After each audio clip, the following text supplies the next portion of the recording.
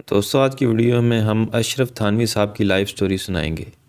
اشرف تھانوی کون ہے، شجرہ نسب کیا ہے، کس خاندان سے تعلق ہے، ماں باپ کیا کرتے تھے، تھانوی صاحب کی پیدائش پر کون سا واقعہ پیش آیا، کتنی تعلیم حاصل کی، آپ کی بیعت کا دلچسپ واقعہ جب آپ کا سر اینٹ پر لگا، بیوی بچے کتنے تھے، وفات کیسے ہوئی اور نماز جنازہ کس نے پڑھایا، آپ نے اپنے ملفوظات میں کیا گندی زبان استعمال کی، اس زبان کے بارے میں ضرور رائے دیجیے گا۔ چلتے ہیں آج کی ویڈیو کی طرف۔ ولادت۔ حضرت حکیم الامت مولانا محمد اشرف تھانوی صاحب کی ولادت 19 اگست 1863 بدھ کے دن صبح صادق کے وقت ہوئی۔ حضرت کے والد شیخ عبدالحق صاحب کے یہاں اولاد نرینہ زندہ نہیں رہتی تھی۔ ان کی خوش دامن صاحبہ نے اس کا ذکر ایک مشہور بزرگ حافظ غلام مرتضیٰ صاحب پانی پتی سے کیا، جس پر حافظ صاحب نے فرمایا انشاءاللہ اس کے 2 لڑکے ہوں گے اور زندہ رہیں گے، ایک کا نام اشرف علی رکھنا اور دوسرے کا نام اکبر علی۔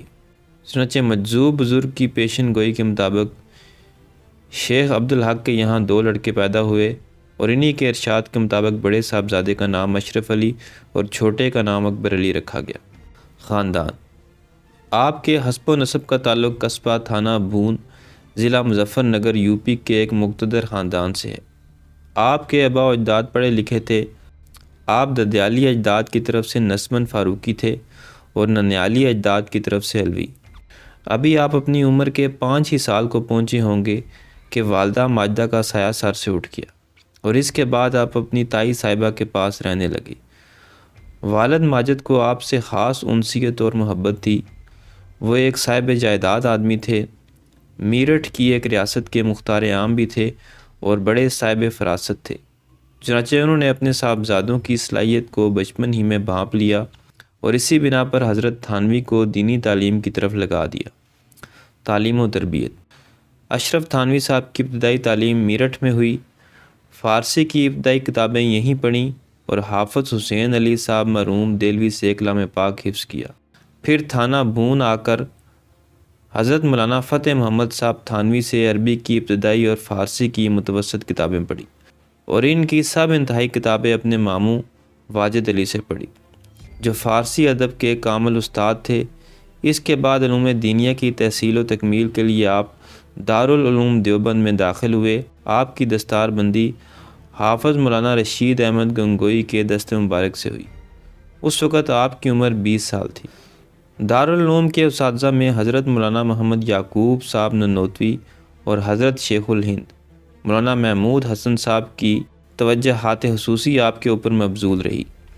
زمانہ طالب علمی میں جبکہ حضرت تھانوی کی عمر ابھی صرف 18 سال تھی، ان کو مرض خارش لاحق ہوا، اس لیے وطن آگے اور بطور مشغلہ فارسی اشعار پر مشتمل مثنوی زیر و بم تحریر فرمائی، جو آپ کی پہلی تصنیف ہے۔ طالب علمی کے احوال۔ دیوبند میں حضرت حکیم الامت کے بعض اعزہ اور رشتہ دار بھی تھے، لیکن والد ماجد کی ہدایت کے مطابق زمانہ طالب علمی میں سب سے الگ تھلگ رہے، طلباء سے بھی تعلق نہ رکھتے تھے۔ مطالعہ کتب سے فرصت ملتی تو اپنے استاد خاص حضرت مولانا محمد یعقوب صاحب ننوتوی کی خدمت میں پہنچ جاتے۔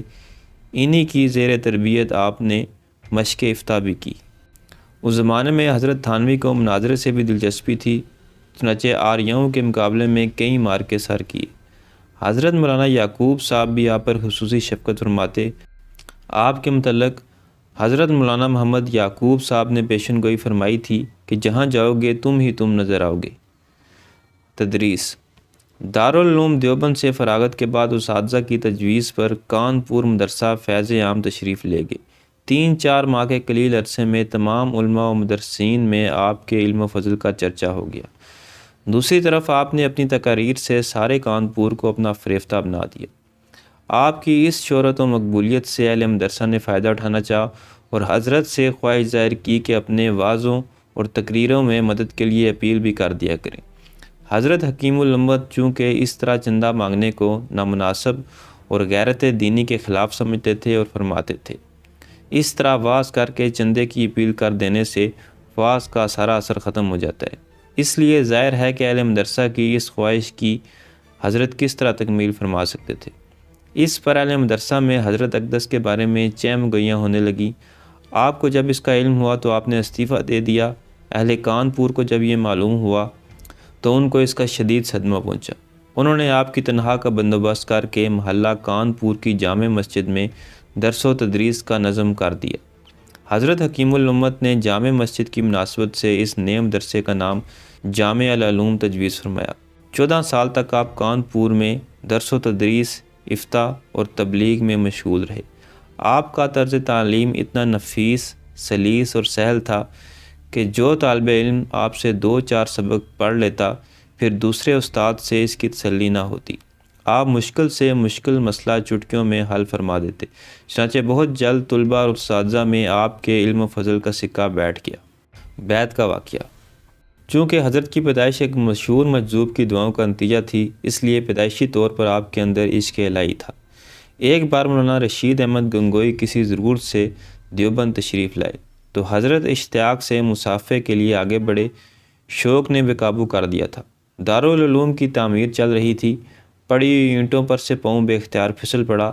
حضرت گنگوئی نے آپ کو تھام لیا، اگرچہ اس وقت بیعت اور اس کی حقیقت سے آپ ناآشنا تھے، مگر کشش اس درجہ بڑی کہ آپ نے بیعت کی درخواست کر ہی دی۔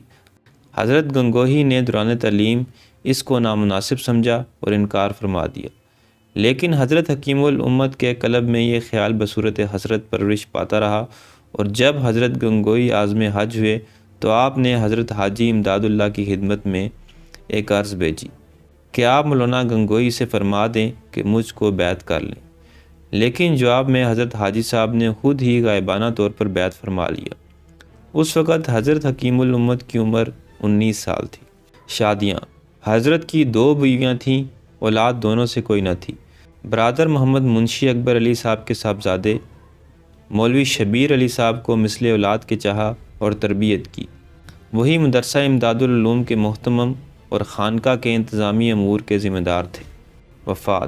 وفات سے تقریباً 5 برس پہلے علالت شروع ہوئی، جو بتدریج بڑھتی گئی۔ اتباع سنت میں علاج جاری رہا، لیکن علالت زور پکڑتی گئی۔ حضرت مولانا اشرف علی تھانوی نے مرض ذوف اور اس حال میں کئی ماہ علیل رہ کر 20 جولائی 1943 کی درمیانی شب کو 1 بجے نماز عشاء کے وقت اس دار فانی کو الوداع کہا۔ جنازہ اور تدفین۔ مولانا شبیر علی صاحب کی نگرانی میں غسل دیا گیا، عیدگاہ میں جنازہ لے جایا گیا۔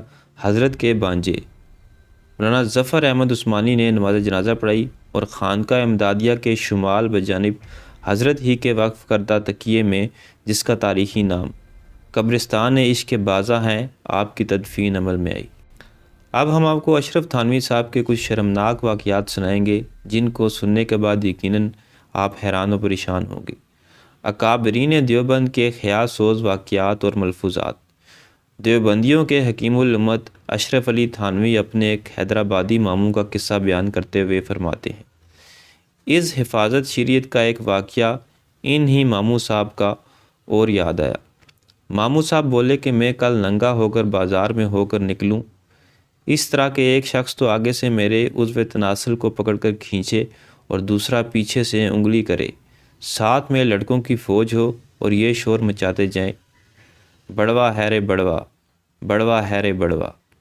تھانوی صاحب نے ایک حافظ جی کا واقعہ سناتے ہوئے فرمایا، شاگردوں نے کہا حافظ جی نکاح میں بڑا مزہ ہے۔ حافظ جی نے کوشش کر کے ایک عورت سے نکاح کر لیا۔ شب کو حافظ جی پہنچے اور روٹی لگا لگا کر کھاتے رہے، بھلا کیا حاک مزہ آتا۔ صبح کو خفا ہوئے اور آئے کہ سسرے کہتے تھے کہ نکاح میں بڑا مزہ ہے، ہمیں تو کچھ مزہ نہ آیا۔ لڑکے بڑے شریر ہوتے ہیں، کہنے لگے اجی حافظ جی یوں مزہ نہیں آتا، مارا کرتے ہیں تب مزہ آتا ہے۔ مارنے کے یہ معنی ہیں کہ اس کے موافق عمل کیا، تب حافظ جی کو معلوم ہوا کہ واقعی مزہ ہے۔ خواجہ عزیز الحسن صاحب نے ایک دفعہ نہایت شرماتے ہوئے اپنے پیر و مرشد اشرف علی تھانوی صاحب سے فرمایا، میرے دل میں بار بار یہ خیال آتا ہے کہ کاش میں عورت ہوتا حضور کے نکاح میں۔ اس اظہار محبت پر حضرت والا تھانوی صاحب غایت درجہ مسرور ہو کر بے اختیار ہنسنے لگے اور یہ فرماتے ہوئے مسجد کے اندر تشریف لے گئے، یہ آپ کی محبت ہے، ثواب ملے گا، ثواب ملے گا انشاءاللہ تعالی۔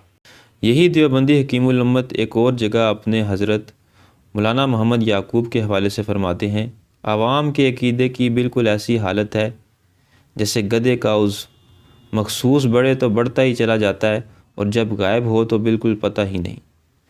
تو دوستو یہ تھی میری آج کی ویڈیو پسند ہے تو چینل کو سبسکرائب کریں۔ ملتے ہیں اگلی ویڈیو میں، اللہ حافظ۔